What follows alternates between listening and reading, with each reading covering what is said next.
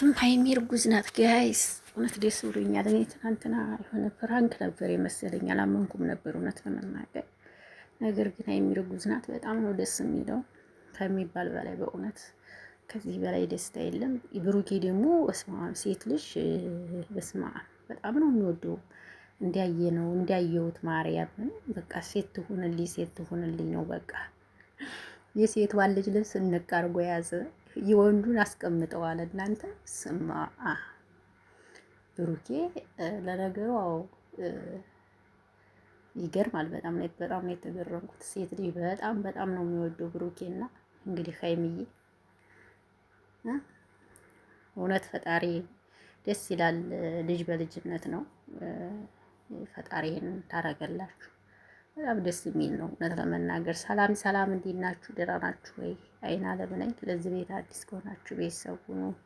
አብራችሁ ላላችሁ አመሰግናለሁ። ሰላማችሁ ይብዛልኝ። ትናንትና እያመንኩ አልነበረም። ዛሬ ፕራንክ ነው ብሎ ይመጣሉ ብዬ አስቤ ነበር፣ ግን እውነት ሆኗል። ደስ ይላል በጣም የምር። ከዚህ በላይ ደስታ አለ ብዬ አላስብም።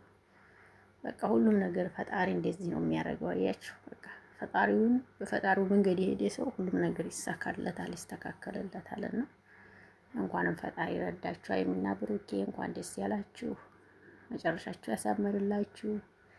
የልጅ አባት ሁን አንተም እሷም እንግዲህ የልጅ እናት ልትሆን ነው፣ አንተም የልጅ አባት ልትሆን ነው።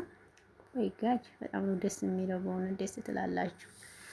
መጨረሻችሁን ፈጣሪ ያሳምርላችሁ።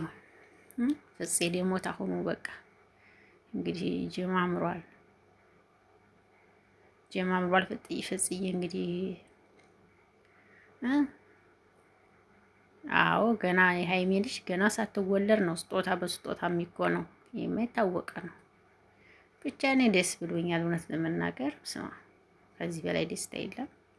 ሁላችሁም እንኳን ደስ ያላችሁ የሀይሜ ቡራ አድናቂዎች እንኳን ደስ ያላችሁ። እንግዲህ ያው በእናንተ ጀግንነት ጉብዝነት ይኸው ልጅም ልታዩ ነውና ይሄ ነበር አላማችሁ፣ ይሄ ነበር እቅዳችሁ። እንግዲህ ይኸው ልጅም ልታዩ ነው። ከዚህ በኋላ በቃ እግዚአብሔር ይመስገን። እውነት ለመናገር ምንም የሚፈጠር ነገር አይኖርም ብዬ ነው የማስበው።